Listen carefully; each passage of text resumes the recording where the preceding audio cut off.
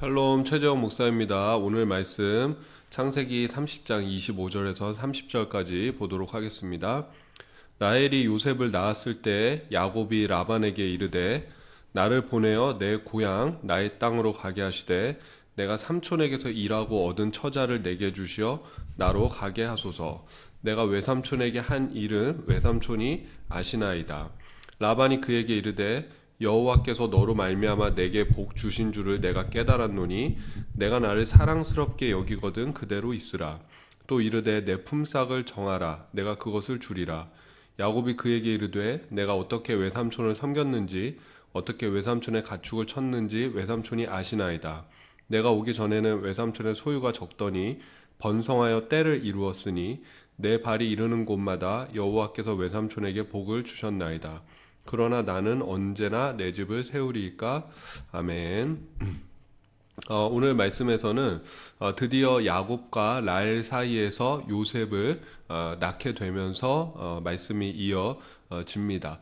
레아만 출생을 하고 있지 않았습니까? 그리고 레아와 라헬의 그 시녀였던 빌하와 또 실바를 통해서만 자녀를 낳았던 그런 야곱이었는데 그 앞선 성경을 보면은 하나님께서 라헬을 기억하셨다라고 말씀하십니다. 라헬을 생각하신지라.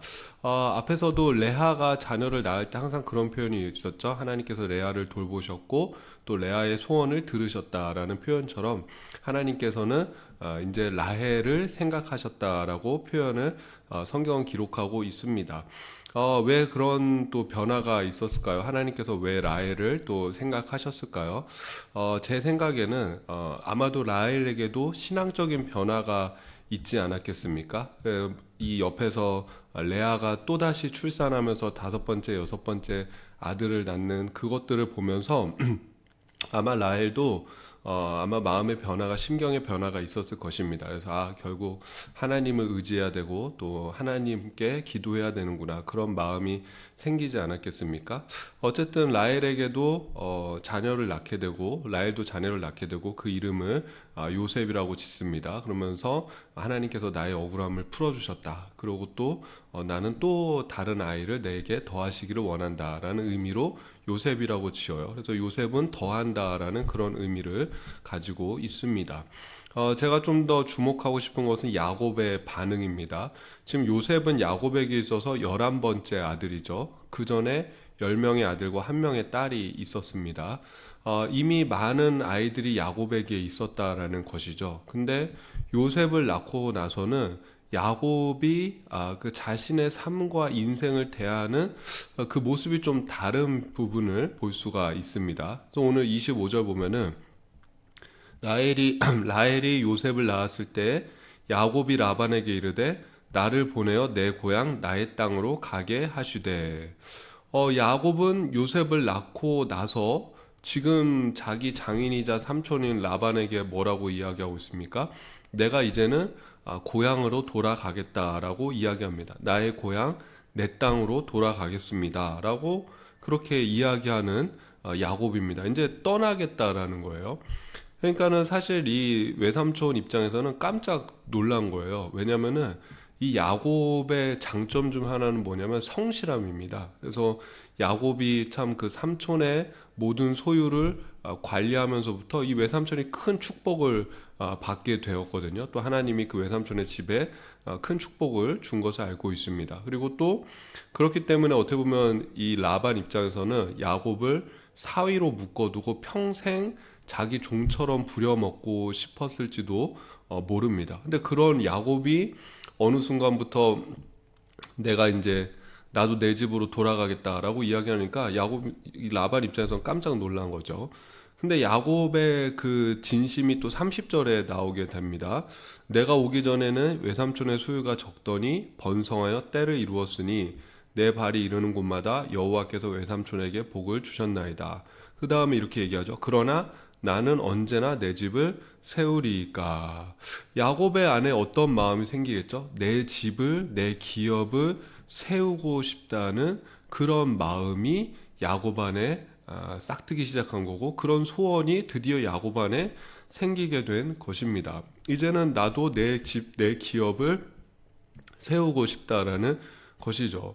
그래서 어떻게 보면 시기적으로도 그런 생각을 할 때가 될 수도 있습니다. 지금 벌써 한 14년, 15년이 지나는 시점이기 때문에 시기적으로도 그런 생각을 할 수 있고, 그러나 어떤 그런 기폭제의 역할을 한 것이 뭐냐면 바로 요셉의 출생인 거죠. 그 요셉을 보는 순간 야곱은 아마 그런 생각, 다른 아이들과는 좀 다른 느낌을 받았을 것 같아요. 요셉을 보는 순간 이 요셉에게 내가 물려줄 내 기업을 세우고 싶다. 그런 마음이 들지 않았을까요?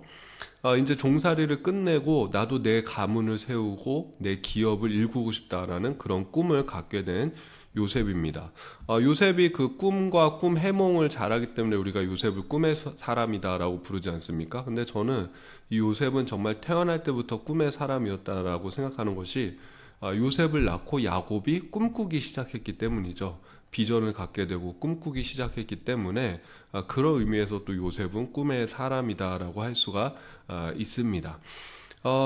그 또 생각해 보면은 이 야곱에게는 아브라함과 이삭의 그런 언약이 지금 누구에게로 흘러가고 있습니까? 야곱에게로 흘러가고 있잖아요. 그래서 사실 야곱은 이 라반의 집에서 종살이하다 끝낼 그런 운명이 아니에요. 그것이 하나님의 뜻이 아닙니다. 하나님께서 이 야곱을 통해서 또 새로운 기업, 새로운 민족을 세우는 그런 초석을 삼기를 원하십니다. 근데 지금 이 라반의 집에서 종살이만 하고 있는 야곱, 이 야곱이 이제 변할 때가 되지 않았겠습니까?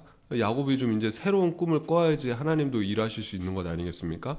그러니까 그런 상황 속에서 하나님은 이 요셉을 통해서 야곱을 자극시키는 것이고 요셉을 통해서 야곱에게 새로운 꿈과 비전을 주시는 것을 볼 수가 있습니다. 그래서 여러분, 우리가 하나님의 일하심을 어떻게 알 수 있냐면 하나님은 모든 걸 통해서 일하시죠. 자연 만물을 통해서도 일하시고 이렇게 사람을 통해서도 일하시고 또 때론 자녀들을 통해서도 일하시고 또 부모님, 형제, 자매를 통해서 친구를 통해서도 일하시는 하나님입니다. 그래서 우리가 마음이 열려 있고 우리의 눈과 귀가 하나님 앞에 열려 있으면은 우리가 기도하면서 나가면은 어떠한 그런 자극이나 상황이나 모습을 통해서 이거는 하나님이 주시는 음성이구나, 하나님이 주시는 뜻이구나, 하나님이 주시는 마음이구나라는 것을 깨달을 수가 있게 되는 것이죠.